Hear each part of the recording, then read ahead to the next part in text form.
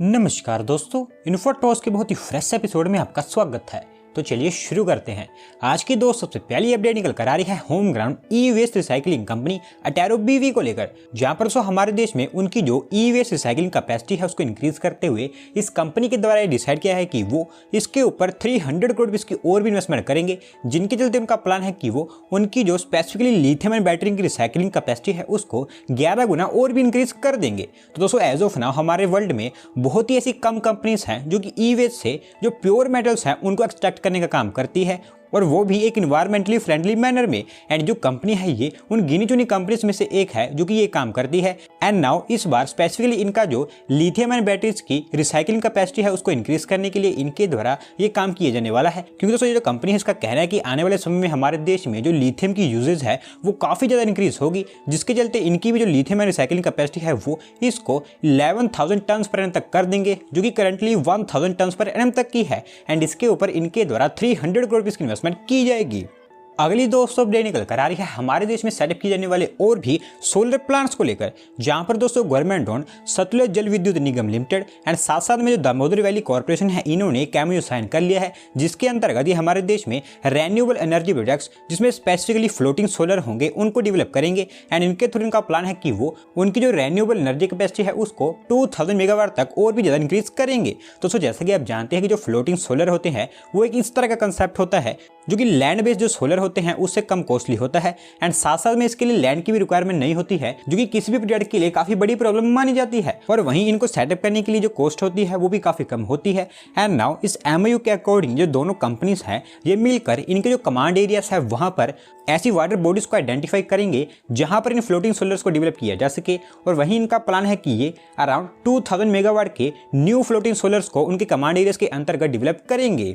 बढ़ते हैं दोस्तों अगली अपडेट की तरफ, जो निकल कर आ रही है हमारे देश में सेटअप किए जाने वाले एक न्यू मेगा सेमीकंडक्टर प्लांट को लेकर, जहां पर दोस्तों इंडिया बेस्ड वेदांता ग्रुप इनके द्वारा कहा गया है कि ये हमारे देश की जो सेमीकंडक्टर इंडस्ट्री है उसको एक काफी बड़ा बूस्ट प्रोवाइड करवाने वाले हैं, क्योंकि इनके द्वारा हमारे देश में उनका एक new mega semiconductor unit setup किया जाने वाला है, जिस पर इनके द्वारा 6 से 8 बिलियन डॉलर्स की मेगा इन्वेस्टमेंट की जाएगी। तो दोस्तों जो वेदांता ग्रुप है इन्होंने इससे पहले भी हमारे देश में जो सेमीकंडक्टर्स की मैन्युफैक्चरिंग है उसको लेकर स्टेप उठाया था, लेकिन उस समय कई सारी प्रॉब्लम्स के कारण इनके जो प्लान था ये मटेरियलाइज नहीं हो पाया था। लेकिन अब जब हमारी सेंट्रल गवर्नमेंट के द्वारा 10 बिलियन डॉलर से ऊपर की जो इंसेंटिव है वो सेमीकंडक्टर के लिए अनाउंस किया गया है, तो इसी अपॉर्चुनिटी को देखते हुए जो वेदांता ग्रुप है उनकी तरफ से डिसाइड किया गया है कि वो उनका एक mega sophisticated chip and glass manufacturing ecosystem setup करेंगे, जिसको 2 फेजेस में अगले 3 सालों के अंदर अंदर हमारे देश में सेटअप भी कर दिया जाएगा। और वहीं प्लान्स के अकॉर्डिंग यहाँ पर इनके द्वारा 6 to 8 बिलियन डॉलर, जो कि अराउंड इंडियन रुपीस में 45,000 से लेकर 60,000 करोड़ तक होते हैं,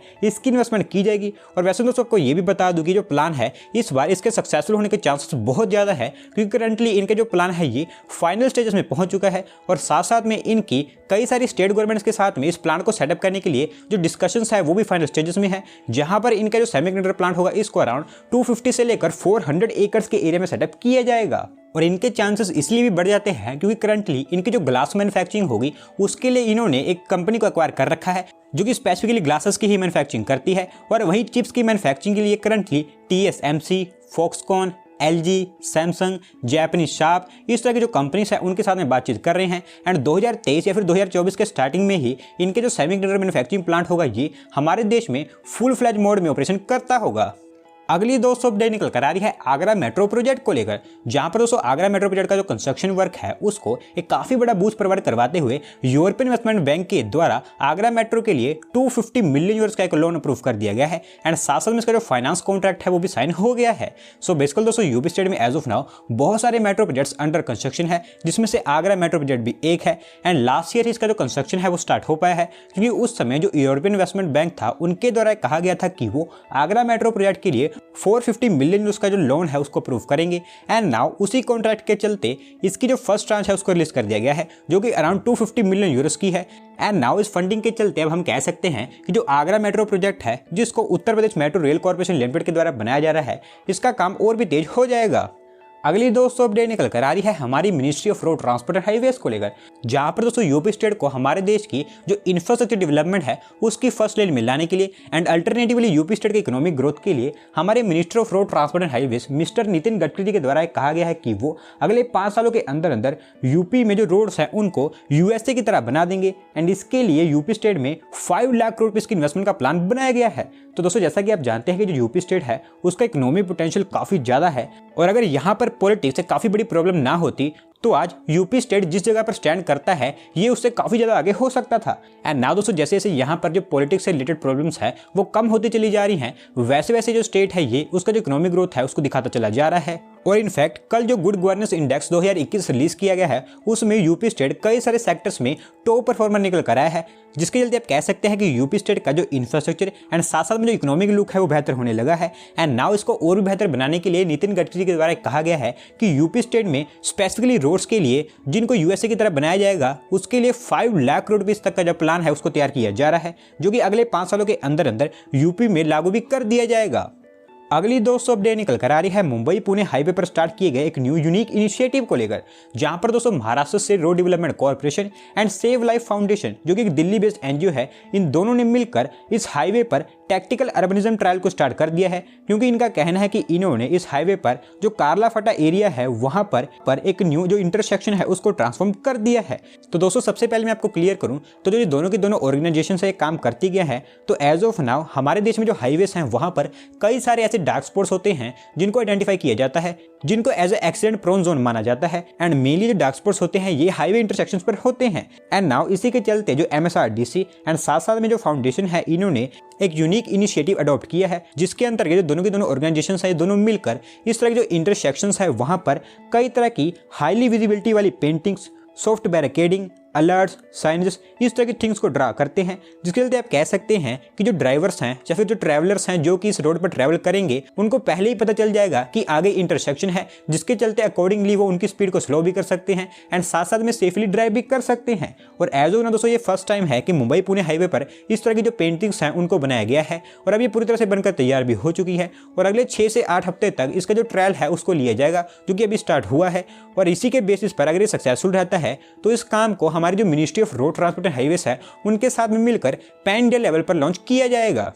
बढ़ते हैं दोस्तों अगली अपडेट की तरफ, जो निकल कर आ रही है हमारे देश के first high speed rail corridor project को लेकर, जहां पर दोस्तों अब तंग होकर हमारे जो national high speed rail corporation limited है उनके द्वारा कह दिया गया है कि वो इस प्रोजेक्ट के अंतर्गत महाराष्ट्र स्टेट में जो लैंड को एक्वायर किए जाने वाला है स्पेसिफिकली उसके लिए एक न्यू एजेंसी को हायर करेंगे, जिसके चलते उनको उम्मीद है कि आने वाले समय में इस प्रोजेक्ट के अंतर्गत महाराष्ट्र में जो लैंड एक्विजिशन से रिलेटेड हर्डल्स हैं वो सभी खत्म हो जाएंगी। दोस्तों जैसा कि आप जानते हैं कि जो प्रोजेक्ट है इसको जो लैंड एक्विजिशन वाली प्रॉब्लम है उसने इसकी जो डेडलाइन है उसको काफ़ी आगे पुश कर दिया है, और क्योंकि हमारे देश में और भी बहुत सारे high speed rail corridors plan किए गए हैं तो इसी के चलते हमारे जो एनएचएसआरसीएल है उनके द्वारा कहा गया है कि वो अब जो दूसरे प्रोजेक्ट्स हैं उनके साथ में आगे जाएंगे, क्योंकि ऑलरेडी उनके द्वारा इस प्रोजेक्ट पर बहुत ज़्यादा टाइम बर्बाद किया जा चुका है एंड इसके लिए स्पेसिफिकली वो एक न्यू एजेंसी को हायर करेंगे जो कि इंडिविजुअली उन लोगों के साथ में जाकर काम करेगी जो कि इसके लिए लैंड नहीं दे रहे हैं, और हो सकता है कि आने वाले समय में ये जो एजेंसी होगी ये उनसे लैंड लेने में सक्सेसफुल भी हो। और as of now new agency होगी इसको हायर करने के लिए जो एनएचएसआरसीएल है उन्होंने टेंडर भी फ्लोट कर दिया है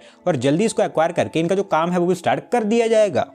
आज की दोस्तों लास्ट अपडेट निकल कर आ रही है हमारी डीआरडीओ के न्यू सेंटर्स को लेकर, जहां पर हमारे डीआरडीओ की जो मैन्युफैक्चरिंग कैपेसिटीज है उनको और भी इंक्रीज करते हुए हमारे डिफेंस मिनिस्टर जी के द्वारा डीआरडीओ के 2 न्यू सेंटर्स के लिए जो फाउंडेशन स्टोन है वो रख दिया गया है, जो कि दोनों के दोनों यूपी स्टेट का जो डिफेंस इंडस्ट्रियल कॉरिडोर है वहां पर बनकर तैयार होंगे। तो दोस्तों थोड़ा सा मैं आपको डिटेल में बताऊं तो इसमें से जो पहला सेंटर है वो डीआरडीओ का defence technology and test centre है एंड ये जो सेंटर है ये 22 एकड़ से ज्यादा के एरिया में फैला है, जहां पर 6 सब सेंटर्स जिसमें deep technology innovation and startup incubation centre, design and simulation centre, testing and evaluation centre, digital manufacturing, skill development centre, business development centre, ये 6 सब सेंटर्स को सेटअप किया गया है। और वहीं जो दूसरा सेंटर है वो स्पेसिफिकली जो ब्रह्मोस मिसाइल है उसकी मैन्युफैक्चरिंग के लिए लॉन्च किया गया है, जो कि अराउंड 200 एकड़ से ज़्यादा के एरिया में फैला होगा एंड ये अगले 2 से 3 साल में बनकर तैयार होगा, जहां पर हमारी जो डीआरडीओ है उनका प्लान है कि वो ईयरली 80 से लेकर 100 तक जो ब्रह्मोस मिसाइल्स हैं उनकी मैन्युफैक्चरिंग करेंगे। तो दोस्तों आज की वीडियो में बस इतना ही। अगर आप अपनी तरफ से कोई अपडेट सबमिट करना चाहते हैं तो डिस्क्रिप्शन में दिए गए लिंक पर क्लिक करके सबमिट कर सकते हैं। और अगर आज की वीडियो पसंद आई हो तो वीडियो को लाइक करें, चैनल को सब्सक्राइब करें। धन्यवाद आपका वीडियो को देखने के लिए।